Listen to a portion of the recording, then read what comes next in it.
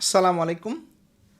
আমি আজকে আপনাদেরকে এই সাবজেক্টিভ প্রোনাউনের সাথে অ্যাপোস্ট্রফির কমা দিয়ে অক্সিলারি ভার্বের একটা শেষ অংশ যোগ করে যে একটা কন্ট্রাকশন ফর্ম করা হয় সেটা নিয়ে একটু কথা বলবো।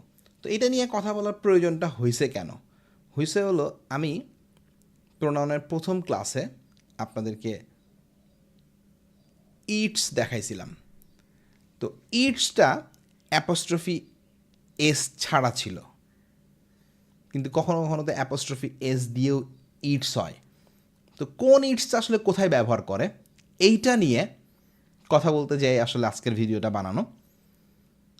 তো দেখেন এই আইটিএস ইটস এটা মানে হলো ইহার, এই যে এখানে দেখেন আমরা করছি যে it's box, box of it, এইটার বক্স।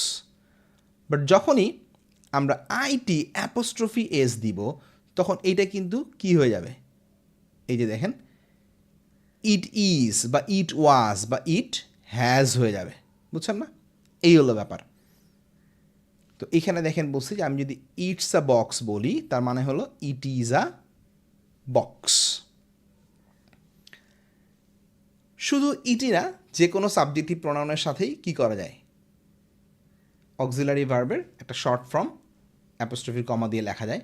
যেমন উই ইউ দে অ্যাপোস্ট্রফি আর এর মানে কি, উই বা ইউ বা দে, আর বা ওয়ার।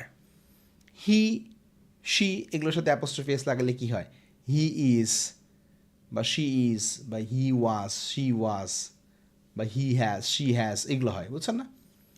আবার অ্যাপোস্ট্রফি ডিউ কিনতে হয়, যে দে অ্যাপোস্ট্রফি ডি মানে কি, দে হ্যাড বা উড বা শুড বা কুড, এগুলো। ইউ অ্যাপোস্ট্রফি ভি বা উই অ্যাপোস্ট্রফি ভি এগুলো দিয়ে কি বোঝায়, হ্যাভ, ইউ হ্যাভ বা উই হ্যাভ, এগুলো বোঝায়।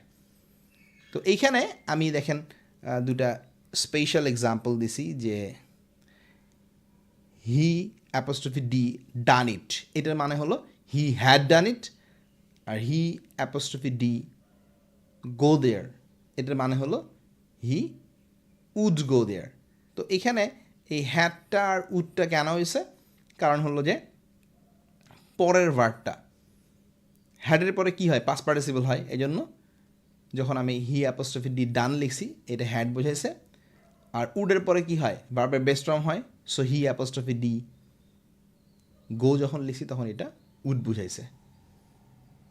ওকে এভরিবডি, ইট আর ইটসের ব্যাপারটা ক্লিয়ার হয়েছে?